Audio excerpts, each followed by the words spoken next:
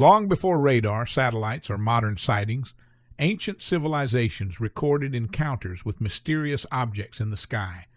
Were these myths, metaphors, or evidence of something far older than we imagine? The answer may lie hidden in stone, in scripture, and in the stars themselves. Across every continent, in every era, humans looked to the heavens and described the same thing. Lights that moved with purpose, beings that descended with knowledge, and craft that defied the sky itself. Were these myths, metaphors, or evidence of something far older than we imagine? In ancient Mesopotamia, the Sumerians described beings called the Anunnaki, sky gods who descended from above in shimmering craft. Their tablets depict winged discs, strange helmets, and beings with advanced knowledge of astronomy and engineering. These clay records, pressed into existence over 5,000 years ago, contain astronomical data so precise it would not be rediscovered for millennia. Some researchers argue these weren't gods at all. The Sumerian king list records rulers who allegedly reigned for tens of thousands of years before a great flood. Conventional history dismisses this as legend. But what if these weren't lifespans? What if they were records of a civilization not entirely human? The cuneiform tablets of ancient Sumer remain among the most debated artifacts in all of archaeology. Across the desert, the Egyptians carved images of what they called boats of the sky. In the temple of Seti Horus at Abydos, a controversial carving appears to show shapes resembling modern aircraft. Mainstream scholars call it coincidence, erosion, overlapping hieroglyphs recut by later dynasties.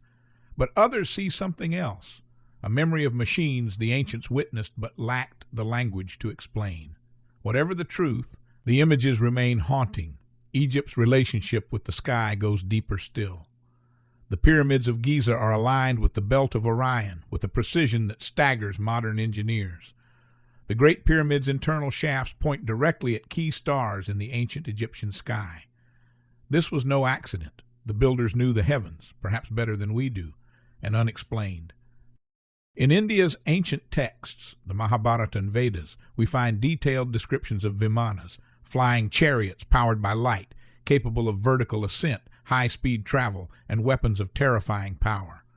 The Sanskrit passages describe propulsion systems, flight paths, even countermeasures against enemy craft. These accounts are so specific and so technical that some historians wonder, were they describing myth or memory? Ancient Indian texts also describe wars fought in the sky, entire aerial battles between Vimana fleets over cities below. If this is pure mythology, it is remarkably consistent mythology. Across thousands of pages of Sanskrit, the flying machines appear again and again with technical specificity that no fantasy requires. In Peru, the Nazca lines stretch for miles across the arid plateau, enormous shapes only fully visible from the air.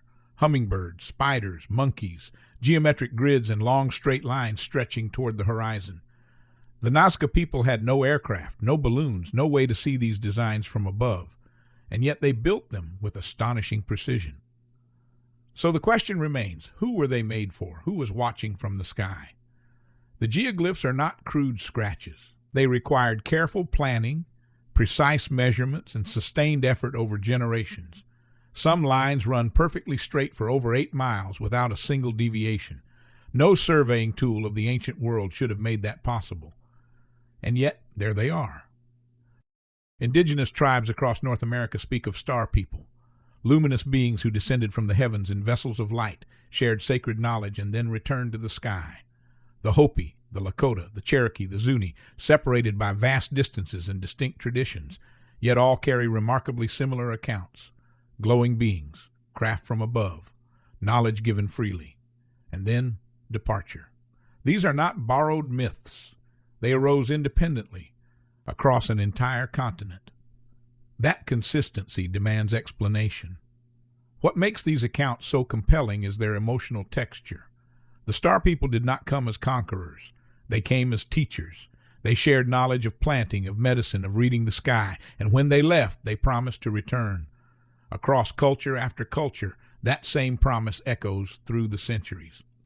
From the Dogon tribe of Mali, who described the invisible companion of Sirius centuries before telescopes confirmed it, to the Mayans, whose calendars calculated planetary cycles with extraordinary accuracy, to Stonehenge and the pyramids, aligned to within fractions of a degree with distant stars, a pattern emerges. These peoples possessed knowledge they should not have had, knowledge that points skyward, and perhaps to teachers who came from there. The sheer global consistency is what troubles conventional historians most. Not one civilization, all of them, not one era, every era. Something was happening in the ancient sky that left an indelible mark on the human imagination, or perhaps on human memory. Were these stories symbolic, or did ancient people witness something extraordinary, something we're only now beginning to rediscover?